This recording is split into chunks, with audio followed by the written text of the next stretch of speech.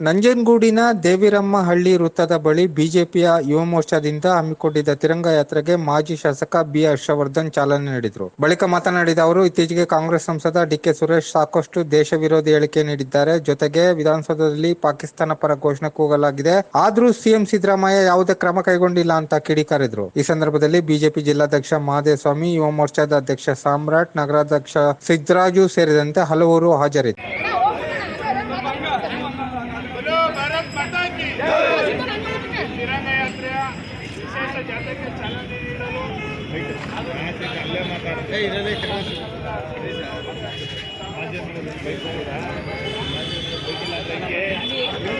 ಅಧ್ಯಕ್ಷರಾದ ಬಾಲಚಂದ್ರ ಅವರು ಬಂದರು. ಅವರು ಕೂಡ ಸ್ವಾಗತ ಬಯಸ್ತೇನೆ. ಮಂಡಲ ಅಧ್ಯಕ್ಷರಾದ ಕೆಂಗಣ್ಣಪ್ಪನವರು ತಿರಂಗ ಯಾತ್ರೆಗೆ ಆಗಮಿಸಿದ್ದಾರೆ. ಅವರು ಕೂಡ ಸ್ವಾಗತ ಬಯಸ್ತೇನೆ.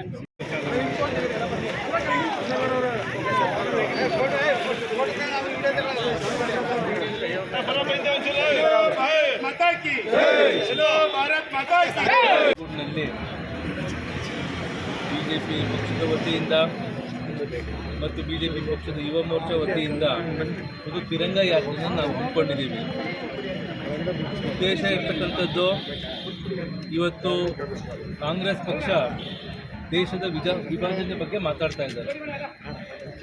ಡಿ.ಕೆ. ಸುರೇಶ್ ಅವರು ಕೊಟ್ಟಂಥ ಹೇಳಿಕೆ ಇರ್ಬೋದು, ಇತ್ತೀಚೆಗಷ್ಟೇ ನಡೆದಂಥ ರಾಜ್ಯಸಭಾ ಚುನಾವಣೆಯಲ್ಲೇ ವಿಧಾನಸೌಧದ ಮೆಟ್ಲಲ್ಲೇ ಪಾಕಿಸ್ತಾನ ಪರವಾಗಿ ಒಂದು ಘೋಷಣೆ ಕೂಡ ಮಾಡ್ತಾರಲ್ಲಿ. FSI ರಿಪೋರ್ಟ್ ಕೂಡ ಬಂದಿದೆ. ಅದ್ರ ಬಗ್ಗೆ ಕ್ರಮ ಜರುಗಿಸ್ತಾ ಇಲ್ಲ ಮೊನ್ನೆ ಸಿದ್ದರಾಮಯ್ಯನವರು. ಎಲ್ಲೋ ಒಂದು ಕಡೆ ಅಲ್ಪಸಂಖ್ಯಾತರ ಓಲೈಸಂಥ ವಿಚಾರದಲ್ಲಿ ಇವತ್ತು ದೇಶಕ್ಕೆ ವಿಭಜನೆಗೆ ಕರೆದುಕೊಂಡು ಹೋಗ್ತಿರೋಂಥ ಈ ಕಾಂಗ್ರೆಸ್ ಪಕ್ಷದ ನಡೆನ ನಾವು ಖಂಡಿಸ್ತಾ ಇದ್ದೀವಿ.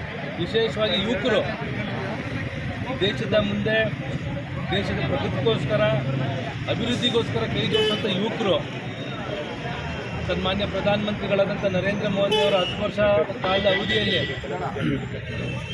ಇವತ್ತು ವಿಶೇಷವಾಗಿ ಕಾಶ್ಮೀರದಲ್ಲಿ ಆರ್ಟಿಕಲ್ 370 ರದ್ದುಗೊಳಿಸಿ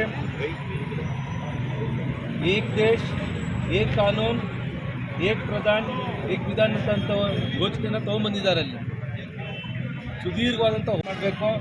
ಅಲ್ಪಸಂಖ್ಯಾತರ ಓಲೈಸೋದನ್ನೇ ಕಾರ್ಯಕ್ರಮನ ಜಾರಿಗೆ ತೊಗೊಂಬರ್ತಾ ಇದ್ದಾರೆ.